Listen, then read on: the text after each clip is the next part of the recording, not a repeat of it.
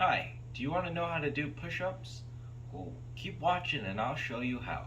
Hi, my name is Daniel Hahn and I'm a student at the Everett Community College Fire Academy. Today I'm going to be showing you how to do a push-up and if you need, how to do more push-ups. You may only be able to do 1, 2, 5, 10, or 20 push-ups, but with enough practice and using the tips and tricks I'm going to show you today, you can do even more than 50 push-ups in a row.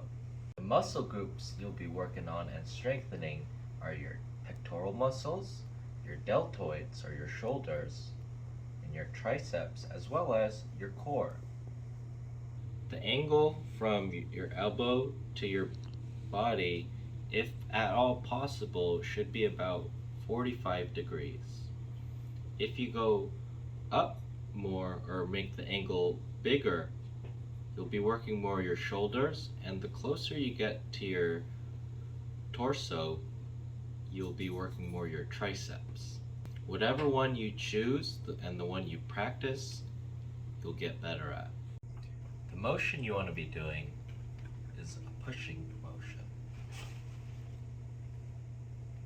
A couple things you'll want to focus on is having a straight back, and a tip to do that is rolling your shoulders back, and when it's almost like you're puffing your chest, leave it right there, and your shoulder or your back should be able to be straight on a wall, where your the back of your shoulders are touching the wall.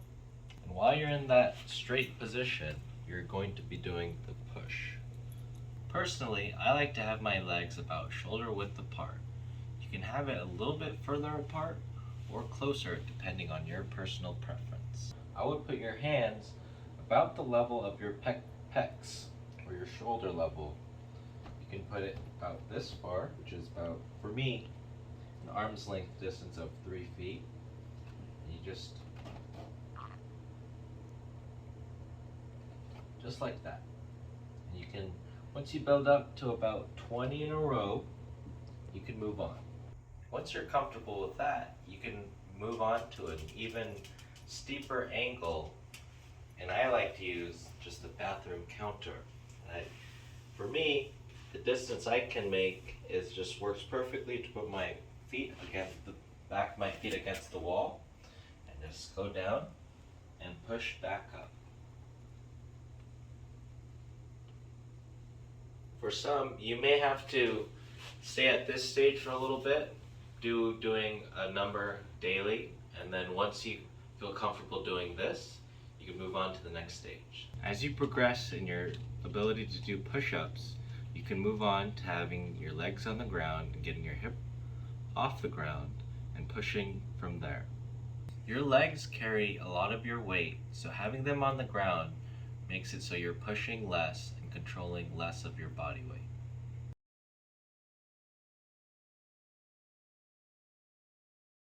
From there, you can move on to either doing push-ups with your knees on the ground, or you can try doing push-ups going down to a pillow, which lets you have a slightly less range of motion, focusing less on the eccentric and more on the concentric. The concentric being the push, the eccentric being controlling your way down.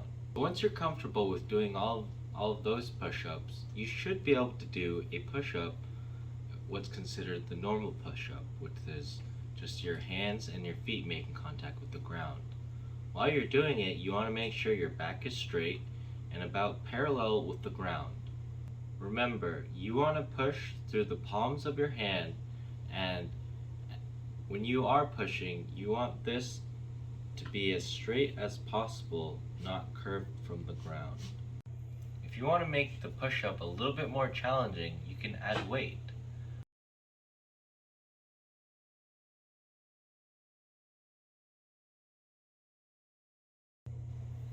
I encourage you to work out with partners and buddies. And the most important part of all of this is being consistent. Whether you can do 1 push-up, 2, 5, 10, or 20, as long as you keep practicing daily with enough rest in between, you should be able to move up and do as many as you are trying to do. I'm Daniel Hahn, and thank you for watching. Stay tuned for the next video of how to do a push-up without legs.